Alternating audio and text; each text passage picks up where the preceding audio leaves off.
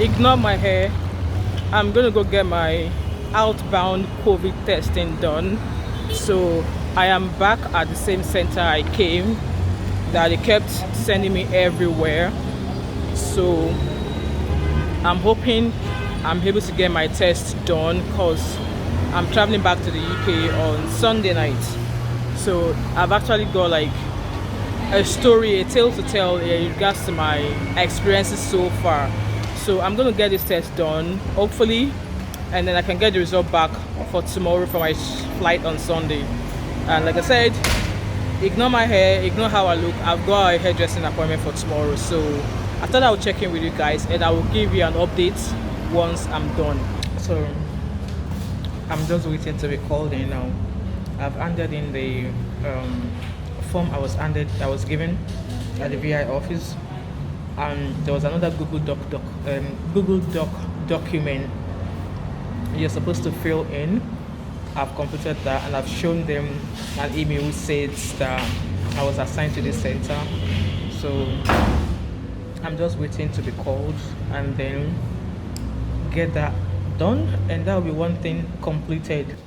So is it turnaround in 24 hours for the result?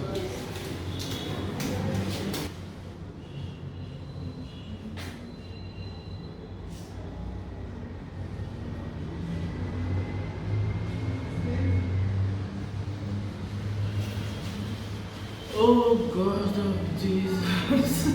Why is this working? Is that all? Yes, sir. Ah, thank you. Pulu Olapani.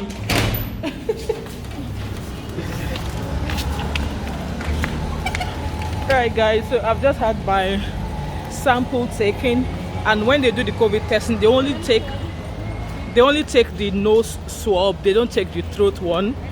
And it was, I thought my nose was going to fall off. So that's that done, and the result turnaround is 24 hours. So I'm hoping by this time tomorrow I will get the result. So that's one thing out of the way. So I'm just heading to a salon now to get my hair washed and dried, because I have a hairdresser. I have an hair appointment tomorrow to get my hair braided. So that's about COVID testing eventually. Because I got there, I was ranting, and she was like, oh, this is the lady that was ranting, giving us bad customer service. I'm like, yes, you guys are terrible. I complained. So that's the out of the way. Hi guys, so that's me. I've just finished my hair. I couldn't bring you along this morning when I was leaving home because one, it was raining very heavy, and two, I left home very early in the morning. I left home around 8 o'clock, so it would have been too early carrying you guys along. So that's my hair done. I did the knotless braids, so that's us waiting and about to go. So my younger sister, the last one, actually escorted me. So tomorrow is home day. Like, I'm looking forward to my trip back home. So and again, I got my COVID testing results around 10 o'clock this morning, so that's that done. So I'm just waiting for check-in to open so I could check in, and once I get home I'm going to start packing my bags, like packing all the food stuff that I got, and I have a few stuff from friends who want to send things to their family. So once I get home, I'm going to start packing my stuff and wait, and hopefully I'll be set for tomorrow. So we're just waiting on our taxi now, and this area that I came to make my hair is my childhood area. I actually grew up in Shangisha, so like Shangisha is now the extension of Magodo. So I believe Shangisha is now called Phase 1 and Magodo is called Phase 2. So like they are now big houses. It's more or less like an estate now. So yeah, I would have loved to go to the street that I used to walk about when I was young, but it's getting late and I don't want to like prolong my stay here, because even while I was waiting to get into the hairdressers, I saw a couple of faces that I knew, and I'm just trying to lay low. Borrow that, borrow this, and I'm ready for church. So that's my outfit for Sunday. As I prepare to go back to base. Ignore that noise in the background. Like I told you, my mom had lots of chickens. So yeah, end of the show. Hi guys, it's the day I'm due to travel. It was a struggle trying to ensure my two baggages are 23 kg because your girl got good stuff in the luggages. So I came back from church, had breakfast, and then I decided to have a nap. But then the NEPA, like electricity provider, switched off. Like they took the light, so we are kind of like on the generator just now. So I decided to charge my phone. So my flight is today. I'm traveling back to Glasgow today, and it was a struggle trying to get my bags, like all the stuff I have in there. When I weighed the first bag, the bag was like 28 kg. When I weighed the second one, it was about 26 kg. I was trying to go with just two luggages so I don't have to carry a hand luggage. But with the way things were, I had to take those extra kgs off and put them in my hand luggage. So I'm definitely going to be checking in all three bags because I just want to be left with my handbag, and because in my handbag I have my laptop in it, so I don't want to be carrying any heavy stuff in. So as you all know, I'm at my parents' place in Ikorodu, and Ikorodu is known for its crazy, how will I say, crazy traffic, like crazy traffic. It's, so now I don't know what time I'm meant to leave home.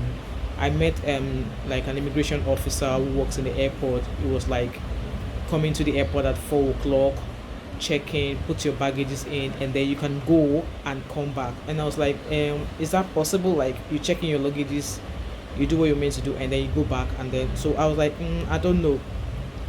But what I've decided to do is that I've already checked in online. I already got my boarding pass downloaded. So normally check-in of baggages opens 4 hours before your flight. So if I count back, my flight is not until 10:55.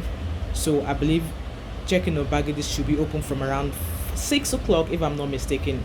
So my plan is to leave home at 6 o'clock, and by the time we get into the Karud traffic, we should be at the airport by 7, half 7. So I've ensured all of my bags are like 23 kgs. So my two big luggages are 23 kgs, and the small hand one is about, I think, 18 or 15 or 18 kgs. So that's that done. So yeah, currently at home now. I'm trying to sleep, but I can't sleep.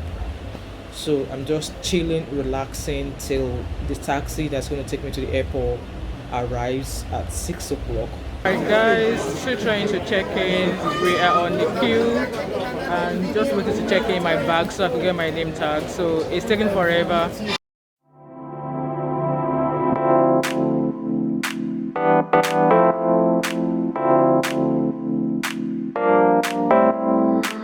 Alright guys, I am finally boarded, and some people are still boarding. It took me 4 hours to get into this flight. 4 good bloody hours. There's gonna be a story time about my experience of flying with BA. So far, flight from Lagos by BA is a total no. You guys, you want to consider another air flight or airline if you're going to travel. So far, people have met on this queue. They've been like, BA is a total BL, like BS, if I'm going to call it that way. How can it take a bloody, sorry for the French, a bloody 4 hours to check in? And then what is the essence of them putting you through all those luggage checks, all those security checks, and then before you board the flight, they are still checking you again? That's a total waste of time. Like a total waste of time. I've got a complaint form ready already that I'm going to be putting my complaint in. I'm sure this was how the service was before COVID, and for the fact that COVID is in, is absolutely worse. So that's been just settled in now after 4 hours on the queue, and eventually I've boarded. So the flight is meant to take off for 10:55. But as it is, I doubt if that's going to happen. It's already running 6 minutes behind. So maybe the flight is going to do a marathon to London Heathrow. I don't know, but we are scheduled to arrive in London Heathrow at 5:20 if I'm not mistaken. So I am going to be in the airport because I'm proceeding on to Glasgow, and I wish the service I got from Glasgow to Nigeria was the same coming back. But if I should grade the service from Lagos right now to London, it's a 9 out of 100. That's how frustrating and disgusting service it is. So I just want to update you guys. I'm going to let you know how I go on. As it is now, I'm exhausted. I just want to, like, put my head down, get something to drink, and then chill. And you know what? I'm definitely going to give you guys a story time. So I just thought I would check in with you guys to say, first leg, I'm on board, and we're just waiting for others to get settled so we could leave.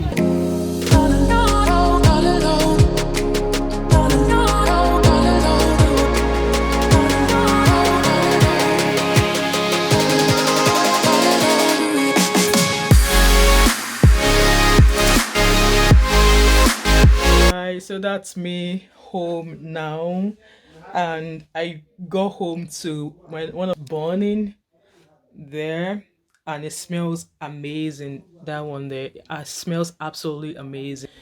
My kids have missed me. They were like, "Oh, mommy, you're back." One of them was like, "Oh, mommy, we are taller than you now."